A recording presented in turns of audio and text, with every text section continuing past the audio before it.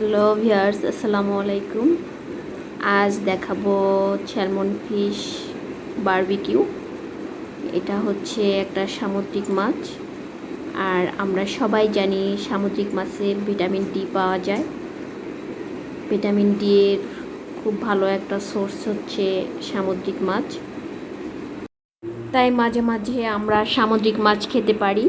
এখন এটাকে বারবিকিউ করব। মাছটা সাইজে একটু বড়, সো এটাকে মাঝখান থেকে কেটে ফেলতে হবে। আর আমি এটাকে মাঝখান থেকে কেটেই নিচ্ছি। কেটে তারপর সব ধরনের মশলা দিয়ে মেখে আমি ম্যারিনেট করে রাখবো কিছু সময়ের জন্য। এই তো মাছটাকে কেটে একটু ভালো করে ওয়াশ করে নিয়েছি। এখন আমার কাছে বারবিকিউ মশলা ছিল, প্যাকেটজাত মশলা যেটা, ওটা দিয়েই একটু মেখে নিচ্ছি। আর সঙ্গে সরিষার তেলও দিয়ে ফেলেছি।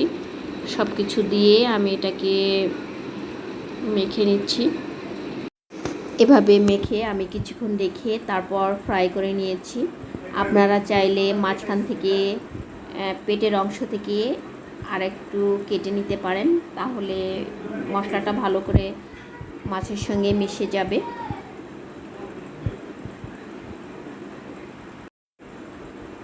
এটা ফ্রাই করা শেষ। এখন আমি বিভিন্ন রকম সালাদ দিয়েছি।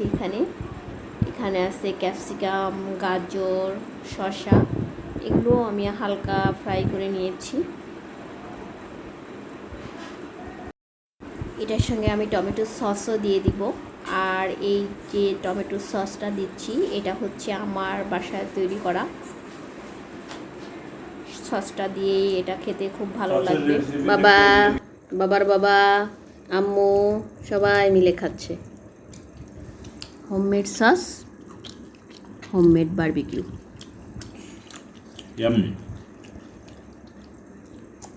কেমন? বলো, রিভিউ দাও। কেমন? ভালো, খারাপ না। Not bad, not good.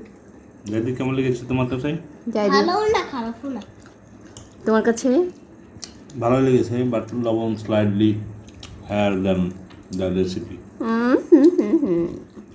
Okay slightly higher. Okay.